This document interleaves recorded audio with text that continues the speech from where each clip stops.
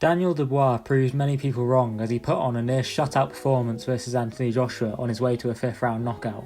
But how did he do it? The battle of the jabs was a persistent theme in the fight, with AJ continuously giving ground when faced with Dubois' jab.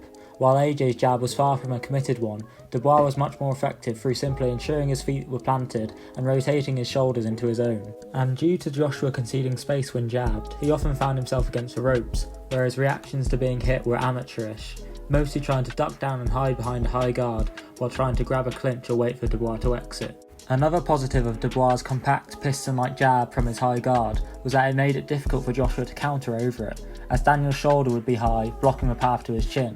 Following AJ's failed counter, Dubois can instantly re-engage as Joshua had stayed in range, forcing the challenger back and once again displaying his poor reactions.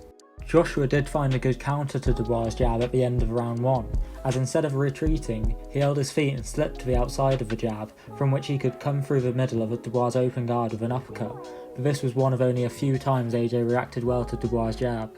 For the first knockdown, Dubois noticed AJ's lateral movement and quickly adjusted the angle of his stance, forcing Joshua back, but he couldn't get away in time, and his lack of a consistent guard throughout the entire fight left him a sitting duck for the right overhand.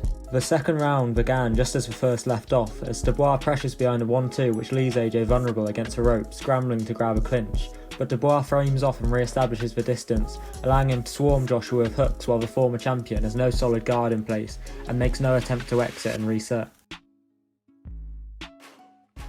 Joshua's lack of any ideas to defend against the jab is displayed perfectly here, as rather than try parry, slip or simply step back from it, AJ leans back and finds himself in a terrible position when it lands.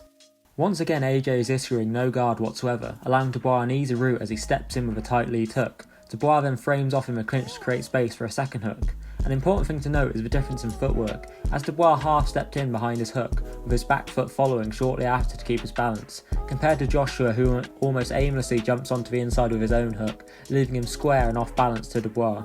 Dubois also utilised the double jab to pressure AJ back and draw out bad reactions so he could capitalise. Joshua pumps uncommitted jabs into the space which Dubois times to land a more resonating jab alongside his. Shortly after, AJ lands a much better jab, but lays off on the initiative, which Dubois then takes, coming inside with a double jab, followed by his right hand which forces Joshua back.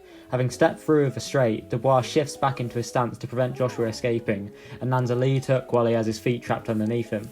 Joshua gets hurt and dropped again at the end of the third round. Dubois rolls under his overly committed straight, misses with the counter right hook but adjusts his feet to allow for maximum torque with the hips and upper body into the following left hook, which catches Joshua as he comes back up, sending him reeling to the ropes.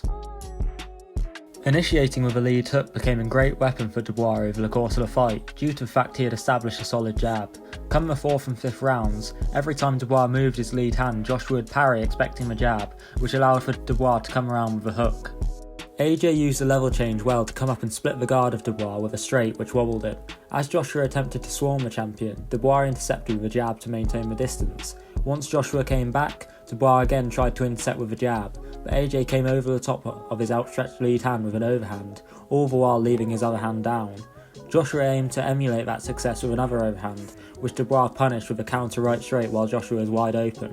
As AJ came in one final time behind a rear uppercut, Dubois intercepted with a right straight, which sent Joshua to the canvas.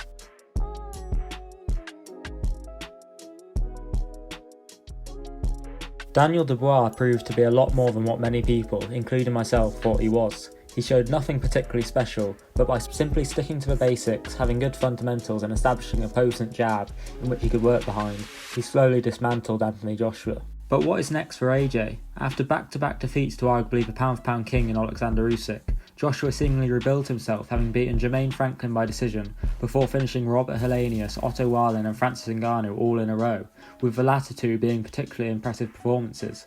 But now he is back to square one, having lost decisively to Daniel Dubois, with many calling for him to retire. But what do you think? Are we seeing the end of Anthony Joshua?